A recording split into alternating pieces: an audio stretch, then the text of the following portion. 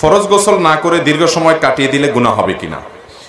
ফরজ গোসল এটা বিলম্ব না করে যত দ্রুততার সাথে করা যায় ততই ভালো, স্বাস্থ্যের জন্য ভালো, ঈমান আমলের দৃষ্টিকোণ থেকেও, ইসলামের দৃষ্টিকোণ থেকেও এটি ভালো।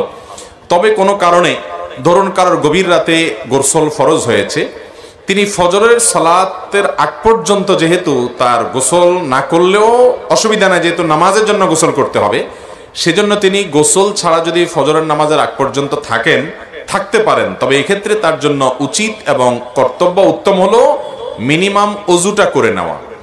ওই অবস্থায় অজু করে তারপর তিনি শুয়ে পড়বেন, এবং এটি বিভিন্ন হাদিস দ্বারা প্রমাণিত। কারণ মনে করেন ফজরের পরে গোসল ফরজ হয়েছে, এখন জোহরের নামাজের আগ পর্যন্ত মাঝখানে আর কোনো নামাজ নাই, তাহলে গোসলটা একটু পরে, 2 ঘন্টা পরে, 3 ঘন্টা পরেও তিনি করতে চাচ্ছেন, করতে পারেন। তাহলে এক্ষেত্রে উত্তম হলো অজু করে নিয়ে তারপরে অন্যান্য কাজ কাম করা, এবং পরবর্তী ফরজ ওয়াক্তের আগেই, ফরজ সালাতের আগেই তিনি অবশ্যই গোসল করে ফেলতে হবে।